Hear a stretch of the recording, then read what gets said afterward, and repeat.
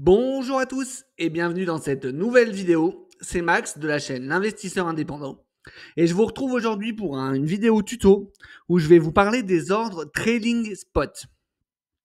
Donc pour ceux qui ont déjà téléchargé mon guide qui est en description de la vidéo, c'est le premier lien où je vous aide à acquérir vos premières crypto-monnaies écran par écran, que ce soit de manière centralisée ou décentralisée. Dans ce guide, vous avez vu comment on pouvait traiter un ordre spot, un ordre au marché, c'est-à-dire en gros, aujourd'hui, Bitcoin, il est à 104 647,56 € au moment où je vous parle. Et si je décide d'aller acheter un Bitcoin, je l'achèterai à ce prix-là, c'est le prix du marché. C'est la plupart des gens utilisent ce type d'ordre, cet ordre marché pour acheter des crypto-monnaies. C'est pas forcément pour moi le plus optimal, ni loin de là. Et pour vendre, c'est la même chose. La plupart des gens vont utiliser des ordres au marché. Donc vous avez un autre type d'ordre qui existe, qui sont les ordres limites, sur lesquels en fait vous pouvez déclencher un prix. Par exemple, là, le Bitcoin à 104 000, moi, par exemple, je peux dire que quand il atteint 105 000 €, donc dans 400 €, je veux vendre mon Bitcoin, par exemple. Et quand le Bitcoin atteindra les 105 000 €, si j'ai placé un ordre limite, la vente s'exécutera automatiquement. Donc ça, c'est ce qu'on appelle les ordres limites. Et c'est pas du tout ce dont on va parler aujourd'hui dans cette vidéo. C'est simplement pour vous lister un petit peu déjà le type d'ordre qui existe. Et aujourd'hui, on va vraiment parler des ordres trading spot. Et je vais pas vous teaser plus longtemps. Je vais vraiment vous montrer concrètement comment ça fonctionne en vous expliquant au fur et à mesure quel est le principe de ces ordres. Allez, c'est parti. Donc là, on est sur le site de Binance. Une fois qu'on est ici, on va aller sur Trader et sur Spot. Hop. Donc ici, on va arriver sur la paire Ether contre l'USDC. J'ai un petit peu d'Ethereum sur ce compte de test. C'est pour ça que je me suis mis sur cette paire ici. Donc on voit qu'aujourd'hui, là, à l'instant où je vous parle, le cours de l'Ether, il est à peu près à 3044,15 centimes. Ça se met à jour à chaque fois en fonction des ordres, bien évidemment, dans le carnet d'ordre. Et donc, on va descendre jusqu'ici, où là, donc, on a cette partie de l'écran qui nous permet de pouvoir passer des ordres. Donc, ici, vous êtes sur portefeuille spot. Ici, vous allez aller, normalement, quand vous arrivez, vous êtes sur stop limit. Et là, quand vous allez cliquer ici, vous allez pouvoir choisir l'onglet trailing stop. Donc là, on est bien sur l'onglet trailing stop. Et donc, on a la possibilité d'acheter ou de vendre. Donc, je vais vous montrer déjà comment vendre, puisqu'actuellement, j'ai des Ethers. Et je vous montrerai ensuite comment acheter également. Donc, admettons que là, on a dit l'Ether, on a vu le prix tout à l'heure, il était à, on a le prix qui est là, qui s'affiche, à 3042,51 par exemple. Et donc, on dit que nous, on veut qu'il se déclenche, on va mettre, si l'Ether, il touche 3100 $, on veut que notre ordre trading stop se déclenche. Une fois qu'on a parlé de ça, vous me dites, en fait, c'est un ordre limite classique. En gros, quand l'Ether va atteindre 3100 $, il va se déclencher. Effectivement, jusqu'ici, c'est comme ça que ça se passe. Sauf que vous voyez ici, en fait, vous avez une petite case qui s'appelle Trading Delta et c'est un pourcentage.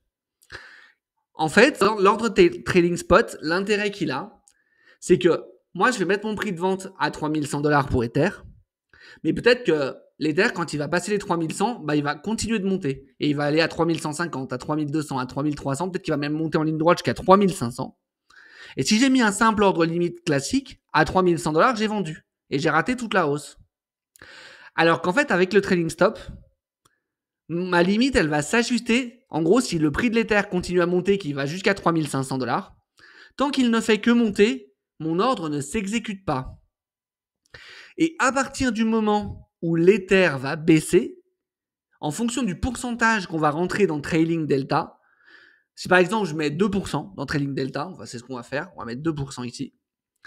À partir du moment en fait où l'Ether a passé les 3100 $ et qu'il va baisser de 2%, mon ordre va s'exécuter. Donc possiblement ce sera à 3100, possiblement ce sera à 3500, 3600, 3800. Mais en gros, tant qu'il ne fait que monter et qu'il ne baisse pas d'au moins 2%, mon ordre continue de suivre en fait la montée de l'actif. Ce qui vous permet de pouvoir des fois peut-être gagner sur certaines prises de profit 10, 20, 30, 40%. Si l'actif ne fait que monter. Alors attention avec ça. Là aujourd'hui on est sur l'Ether, donc c'est quand même un actif qui est quand même assez capitalisé et assez liquide. Donc 2% ça peut être suffisant comme trailing delta. Si vous faites ce genre d'opération sur des crypto-monnaies qui sont beaucoup moins volumineuses, type crypto-monnaie du top 100, 2%, c'est vraiment des mouvements qui sont peut-être un peu faibles. Donc, il faudra voir pour peut-être mettre un trailing delta qui soit peut-être un petit peu plus haut, à peut-être 4-5%. Ça, ce sera à vous de voir, mais il faut quand même bien tenir compte de la volatilité de la crypto-monnaie sur laquelle vous voulez échanger, parce qu'effectivement, si vous prenez une crypto qui est de top 500 CoinMarketCap et qui fait des plus 15, moins 15 en quelques minutes, bah avec un trading delta de 2%, vous allez vite être exécuté et l'intérêt sera peut-être un peu moindre. Donc là, on a réglé le trailing delta, on a réglé notre prix de vente, on va régler le montant d'Ether qu'on veut vendre, donc on va dire qu'on veut faire la totalité. Et donc là, si je clique sur vendre mes Ethers, on a un rappel. Donc on nous dit le prix actuel au market, donc trading delta de 2%, la limite c'est 3100. Le montant, voilà ce que ça fait, les frais.